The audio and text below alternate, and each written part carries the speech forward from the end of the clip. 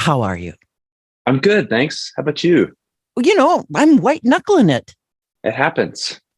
I'm just Yeah. saying, it's been kind of insane to walk into this dystopian dark studio with four people in it for the last 2 years. Yeah.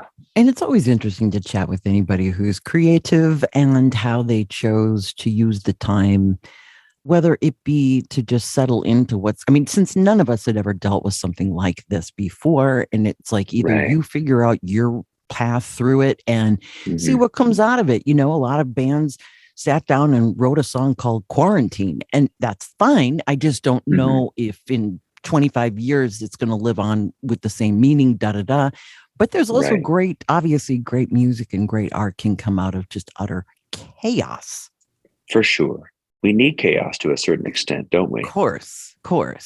I feel like with our band, I wanted to involve more of that chaos factor. Mm-hmm. I even use that term, just I love when things go unplanned and Yes. just some spontaneous happen. And so a lot of that happens when you get together in person. So we had to wait until we could actually get at least the drummer, John Convertino, Mm-hmm. keyboardist and multi-instrumentalist, Sergio Mendoza, Mm-hmm. to get at least the three of us together to start some ideas flowing.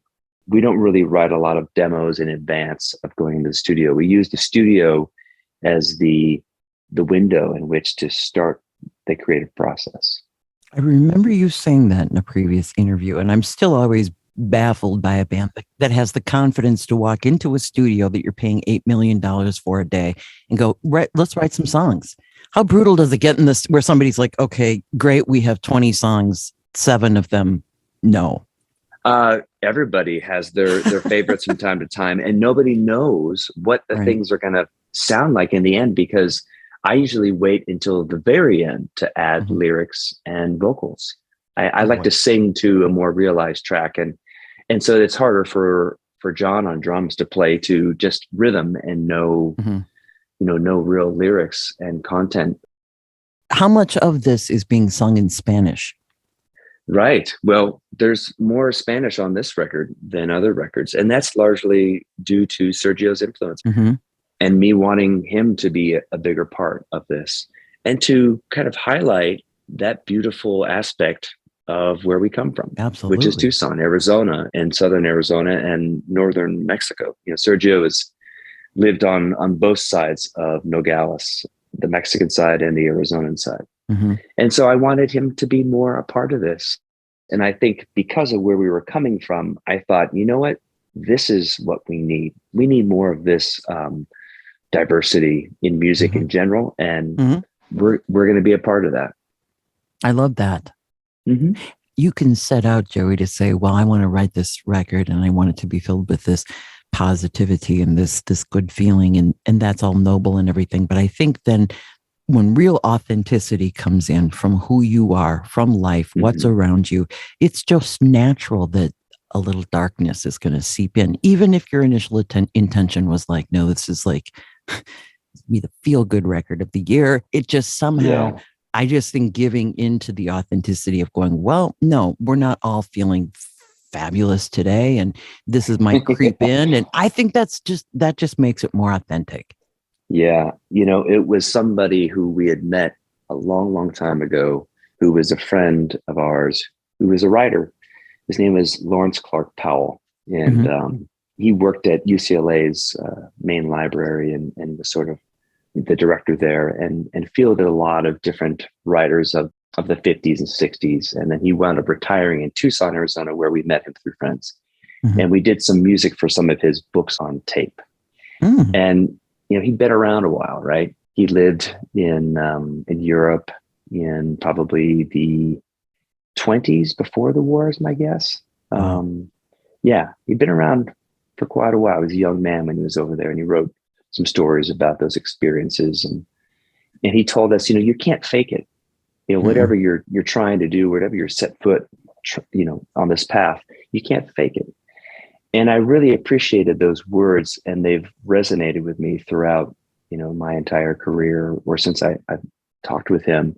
He's since now passed away, but Mm-hmm. just, him saying, own it, Right.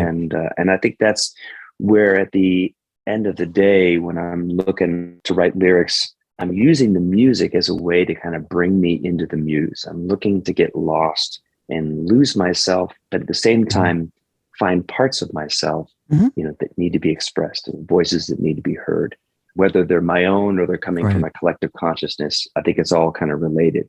We just had our first round of almost full band rehearsals. We have a trumpet player who's based in Germany who couldn't make the rehearsals because he has some young kids at home who are just about years old. And also just in regards to the COVID, what was happening, it just didn't feel safe and right.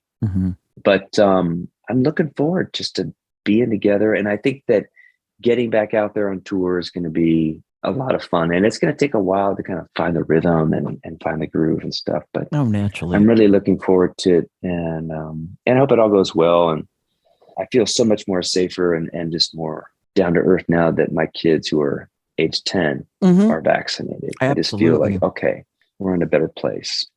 One of the things I miss, but I always enjoy talking to bands and having them in studio and being in the same room and all that. And I realize, and I don't want to boil it down to something this superficial, but I really miss seeing people's shoes. Yeah. I can always get a little taste of somebody's personality before they've even opened their mouth or played a note by looking at the footwear. And I miss that. I miss it. I do too. So I guess there'll be a big shoe revolution is what we're probably indicating here. And then there's two different kinds of people, right? There's those people who are like, forget it. I'm just going to wear whatever the heck is comfortable.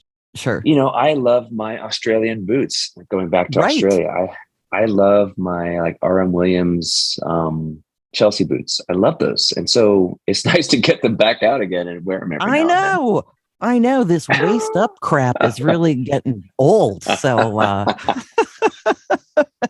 are on your feet right now? Oh, you know what? I've got these house slippers. Socks. Yeah. Okay. I figured. They're these house slippers made by Queen City. And they're so awesome because we have wood floors and we're trying to, just kind of preserve them. Yep. And I got a pair of these and I tell you, they are fantastic. They're leather. And I'm thinking about bringing them with me on tour so that when I'm on the bus, I just feel like I'm back home, Absolutely. So, so tell me, what is do you have the tentative sort of, the record doesn't come out until April? That's right. Okay. And then have you already then booked? I mean, I don't even know how tentative people feel about going, should we just book a couple of shows? Do you want to do a full tour? No, I think that we're booking tours. I think that things by April are going to look pretty good. Then again, of course, there could be something else that comes up, but I feel in general, I feel pretty optimistic. And as the seasons change, I think it'll be also another good aspect to getting out and touring and playing, whether indoors or outdoors venue, I don't know. But we're booking tours for the States. On the west side of the States, there's like a June kind of month that we're looking at dates. And then I think in fall, we're going to be doing the East Coast and probably come visit you all. I dig it. Thank you, Joey, so much for taking the time out. And we cannot wait for the record. And we, of course, cannot wait for the live experience with you when we're a little bit further on the other side of this plague. I feel the same way. Thank you so much for taking the time to talk. Thank you. Have a great day. You too. All the best. Bye. Bye-bye.